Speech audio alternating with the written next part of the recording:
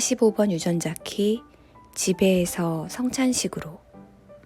주파수의 CT 수준에서 인간은 돈의 초월을 통해 물질 차원에서의 하나됨을 인식할 것입니다. 인간이 진정한 화폐이며 주요한 상호작용의 수단입니다.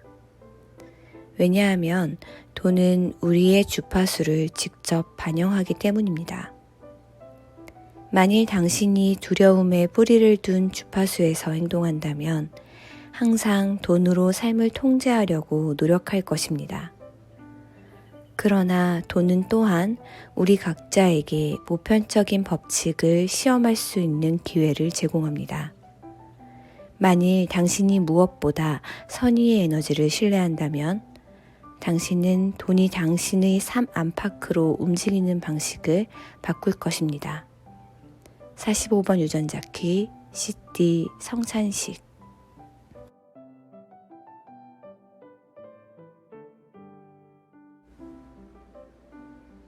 안녕하세요, 파도입니다. 오늘은 45번 유전자 키 2번 라인의 날입니다. 여기 씨앗이 있습니다. 무슨 씨앗이 좋을까요? 갈증이 나니 수박 씨앗이라 생각하겠습니다. 참고로 저는 수박을 키워본 적이 없습니다. 그래도 한번 키워보죠. 목마를 때 싱싱한 수박을 먹으면 좋을 테니까요. 수박이 자랄 수 있을 만한 크기의 땅을 찾아 구멍을 냅니다. 그리고 씨앗을 넣고 흙을 덮습니다. 물을 줘요. 그리고 물이 마를 때마다 또는 하루에 한 번 혹은 생각날 때 와서 물을 줄 거예요. 잘 자라면 좋겠습니다. 저는 기쁜 의도로 수박씨를 심었습니다. 그리고 적당한 관심을 줄 겁니다. 수박이 싹을 틔우고 열매를 맺어줄까요? 좋은 의도와 노력이 있으니 어떻게든 되지 않을까요? 싹도 안 튀면 서운할 것 같습니다. 포털 사이트에서 수박 키우기로 검색을 합니다. 5월 중에 모종을 심는군요. 무엇보다 수박은 비옥한 토양이 중요하다고 합니다. 그렇기에 모종을 심기 3주 전 퇴비로 가스를 제거하고 1주 전 비료로 밭을 만들라고 적혀 있습니다. 그 외에도 두둑 만들기, 간격 띄우기, 영양분과 수분 공급, 가지치기를 해줘야 합니다. 특히 영양 가득한 열매를 수확하기 위해서는 욕심을 버리고 모종 하나당 2개의 수박을 목표로 나머지를 모두 잘라내라 합니다. 단 수박을 수확하기 위한 가지치기네요. 만약 최대한 많은 개수가 목표라면 자연 상태에선 그대로 좀 덜 단 수박이 많이 열리게 될까요? 그건 안 좋은 걸까요? 저는 제가 무엇을 심어야 할지 모르는 농부로 자랐습니다. 모르겠으니 여러 개를 다 키워볼 수도 있었겠네요. 다만 안타깝게도 그 가능성이 농사가 재미없어졌습니다. 생각보다 품과 노력이 많이 드는 것 같으니 사 먹거나 안 먹어도 괜찮겠다는 생각이 들었습니다. 아예 처음으로 돌아가 보겠습니다. 여기 씨앗이 있습니다. 나라는 씨앗입니다. 자연 시스템의 흐름대로라면 어딘가에 심어지던 씨앗인 상태로 사용되던 쓰임을 통해 생의 의미와 목적을 부여받을 것입니다. 살아갈 이유가 되는 것이죠. 그런데 환경에 따라 씨앗이 움틀 확률은 달라집니다. 어떤 땅은 원래가 비옥하고 어떤 땅은 상당한 영양관리가 필요합니다. 어떤 시기는 너무 춥고 너무 덥습니다. 물을 많이 주면 썩고 안 주면 마릅니다. 수박인 줄 알고 심었는데 옥수수일 수도 있습니다. 또는 크기가 너무 작거나 당도가 낮을 수도 있겠네요. 궁금합니다. 자신이 수박인 줄 알고 심어지는 수박씨가 있을까요? 수박 열매가 열리지 않은 수박식물은 존재 가치가 없는 걸까요? 애당초 수박은 열매 이름입니다. 열매가 없는 삶은 모두 가지치기 돼야 할까요? 그렇다면 어떤 열매를 맺어야 살아온 삶에 당위성이 생겨지겠네요. 그렇기에 수박이라 믿고 심어진 씨앗은 수박 열매를 생산해야 합니다. 일련의 과정은 모두 수박을 수확하기 위해 투자한 것이니까요. 수박 열매를 위해 통제된 삶에 대해 생각합니다. 수박을 생산할 수 있었음에 감사하거나 단 수박을 수확한 수박 모체로서 뿌듯하거나 아니면 그냥 살다 보니 수박이 열렸거나 수박씨가 아닌 씨앗은 아마 수박을 생산하지 못할 겁니다. 수박에 맞춰진 환경에서 고사하거나 수박이 아닌 열매를 맺을 거예요. 이번 생은 어쩔 수 없구나 할까요? 아니면 재밌을까요? 13, 14, 44, 26, 5, 15 채널이 있는 저는 저에게 관심이 많습니다. 제가 경험하지 않으면 공감하지 못합니다. 직접 조율한 리듬이 아니면 굉장히 불편해합니다.